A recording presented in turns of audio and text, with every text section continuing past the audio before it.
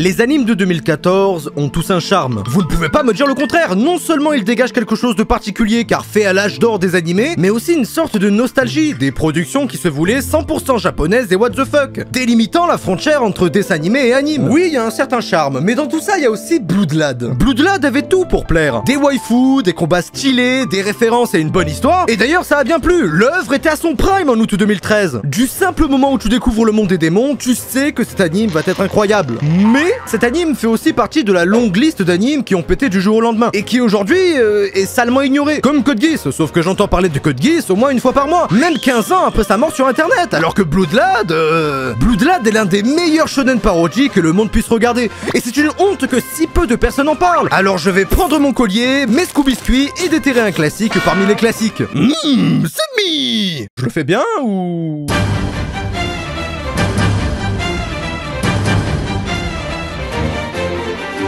Les vampires, ces créatures humanoïdes qui ont marqué l'histoire, notamment par le fait de faire mouiller 3 millions d'adolescentes sur une série de merde, mais les vampires, c'est surfait. Les vampires sont trop souvent utilisés pour incarner le mystère, la nuit, les ténèbres et l'obscurité. C'est une excuse parfaite pour rendre un personnage stylé, beau ou puissant. Quel besoin de créer une race dans mon monde fictif quand le vampire existe déjà dans la tête des gens? Et bah, tous ces gens, Bloodlad leur a dit niquez vos mères. Oui, il a exactement dit comme ça. Staz, fils de vampire, dont tous les ancêtres incarnent totalement les stéréotypes que j'ai cités avant, donc suce le sang, pécho facilement, sort la nuit et tard le soir. Si tu fais une liste, c'est le cahier des charges d'une pute, hein, mais tout va bien. Staz, lui... c'est un bon gros weeb. Le Japon, ça, il aime. Il a des figurines, des mangas, Sangoku en porte-clés, joue à des jeux vidéo. Tu me parles pas de douche à moi, je suis fan de Genshin Impact. Oh non. Je joue à League of Legends aussi. Non. Je suis champion du monde sur AMQ. C'est dégueu. Bref, notre protagoniste est donc ce jeune vampire qui aime beaucoup le Japon. Et comme n'importe quel weeb, ne voit pas beaucoup la lumière du jour. Mais, événement perturbateur, une humaine serait entrée dans le territoire de Staz. Parce que oui, le monde des démons est divisé en plusieurs territoires qui ont chacun un chef, mais on verra ça plus tard. L'humaine est là, et eux, bah, ils ont pas l'habitude de voir des humains. Et encore moins des femmes, alors là, ils sont en mode...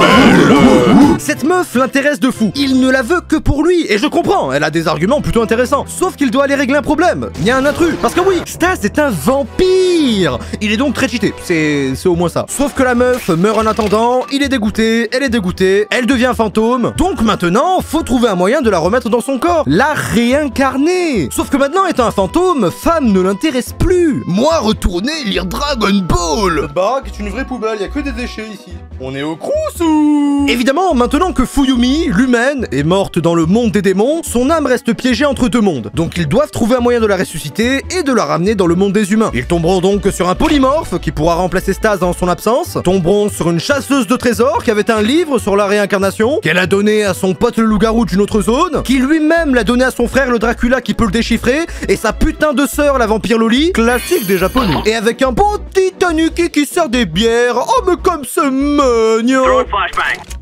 Ah, messieurs!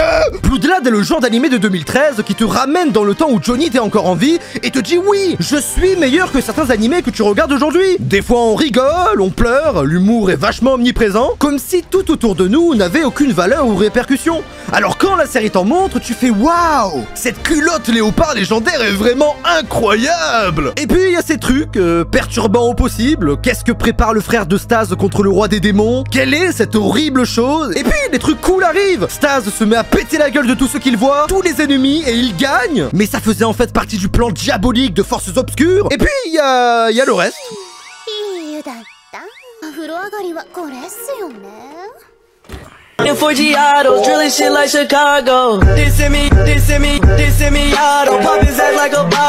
Alors, je sais quand je regarde ça que rien ne va. Rien ne va pour le spectateur d'aujourd'hui. Aucune exigence ne correspond à ces standards-là. La meuf, par exemple, est juste là pour être sexualisée au possible, dénudée et lancer un semblant d'intrigue avec une petite romance. Avant d'exister, elle sert le scénario, le fanservice et le protagoniste pour finir. Est-ce qu'en soi, ça me dérange vraiment de voir tous ces plans? Non.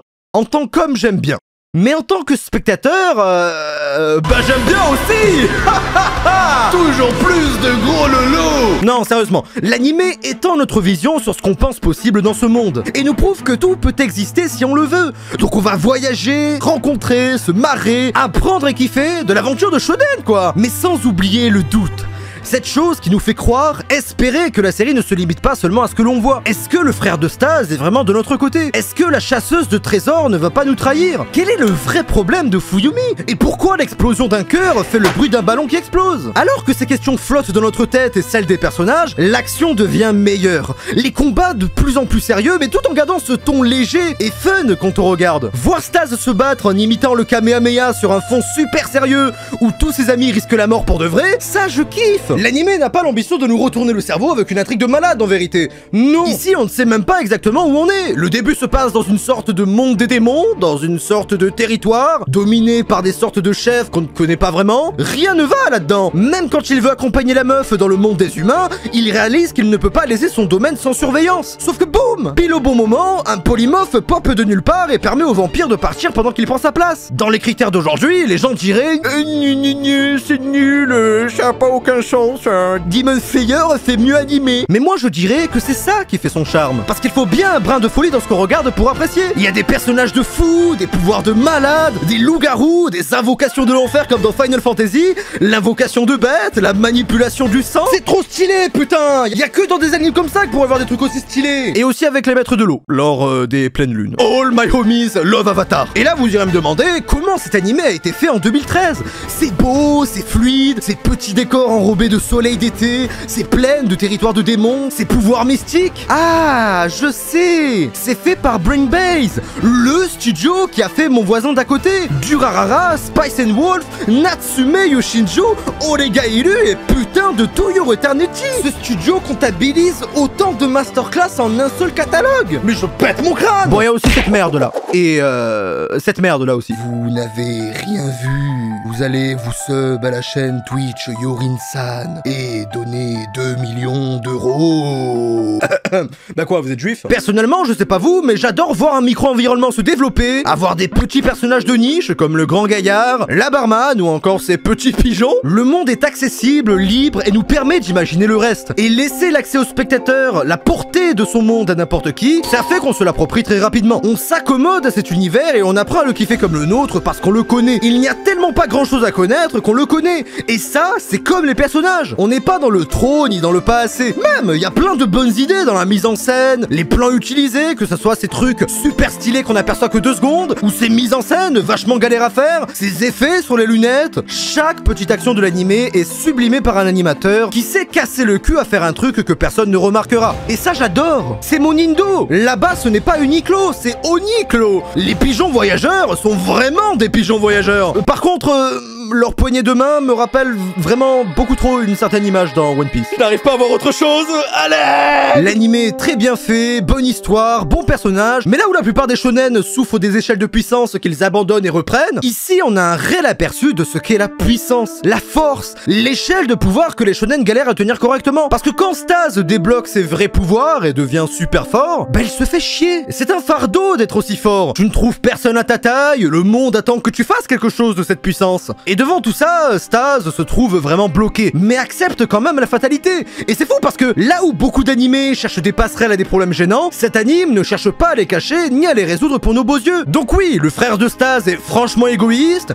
oui, le loup-garou a une énorme fierté qui lui pèse, le docteur Frankenstein est un véritable enculé, mais on n'attend justement pas de ces personnages plus que ça. La blonde, par exemple, c'est une chasseuse de trésors. Alors on s'attend à ce qu'elle chasse tous les trésors jusqu'à rejoindre l'aventure de nos héros, et peut-être développer des sentiments. Mais de base, c'est la quête de chacun d'entre eux qui va être intéressante à suivre. Stase, Fuyumi, Hydra, Wolf, Braz, Bloodlad contient un roster impressionnant de personnages uniques. Stase fait son entrée en tant que gros weeb. Le méchant fait son entrée en volant des jambes et des membres de différents démons. Ça annonce la couleur, et cette couleur est d'un rouge vampirique magnifique. En bref, Bloodlad, comme beaucoup d'animés dans le genre, ça se bonifie avec le temps. On réapprend à kiffer ces vieux clichés dont la nouvelle génération ne veut plus. Parce que des fois, bah ça fait du bien. Sur 20! Si vous avez déjà regardé l'animé, pour la suite, sachez que si vous voulez reprendre là où l'animé s'est arrêté, vous pouvez reprendre chapitre 34 pour le manga, en ayant vu l'OAV, et chapitre 30 sans l'avoir vu. Autrement, c'est tome 7 pour tout le monde. C'était Yorin, encore merci beaucoup pour les 100 000 abonnés. J'espère vraiment continuer cette aventure avec vous. Maintenant, on est en route pour les 200 000 abonnés, je sais pas moi. Vous irez voir en description, il y a un petit truc pour vous. Mais j'en dis pas plus,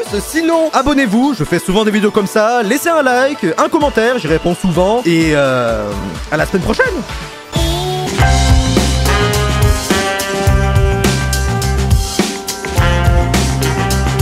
Je vais la boutonner. Important de se reposer après n'avoir rien fait.